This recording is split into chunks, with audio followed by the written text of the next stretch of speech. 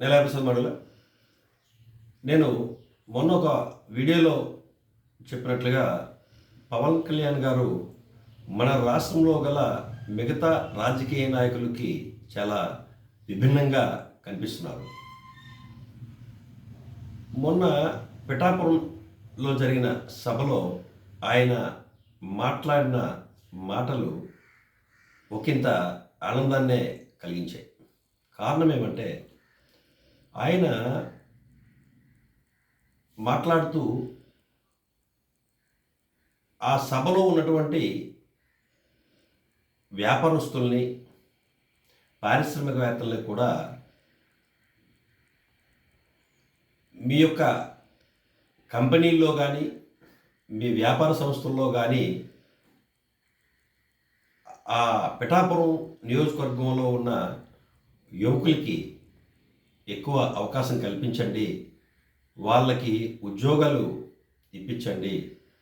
అలాగే ఇతర ప్రాంతాల్లో ఉన్నటువంటి కొంతమంది పారిశ్రామికవేత్తలు కానీ, వ్యాపారస్తులు కానీ తీసుకొని వచ్చి వాళ్ళ సంస్థల్లో కూడా ఈ పిఠాపురంలో ఉన్న యువతకి ఉద్యోగ అవకాశాలు కల్పించండి, వాళ్ళకి ఉపాధి కల్పించేగా ప్రయత్నం చేయండి అని చెప్పారు.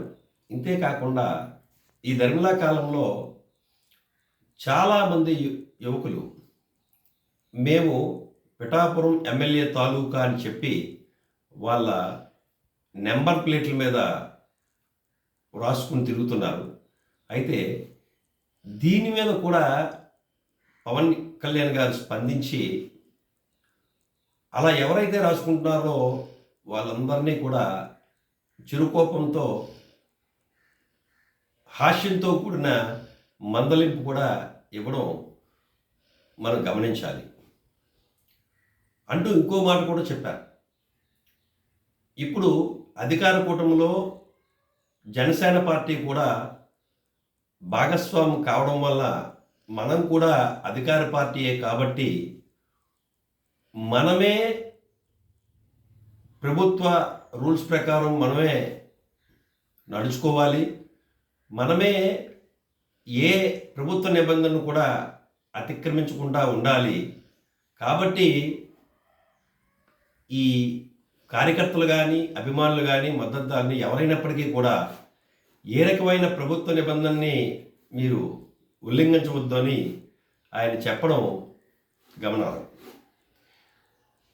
ఇలా మాట్లాడడమే ఆయన యొక్క ప్రత్యేకత కూడా.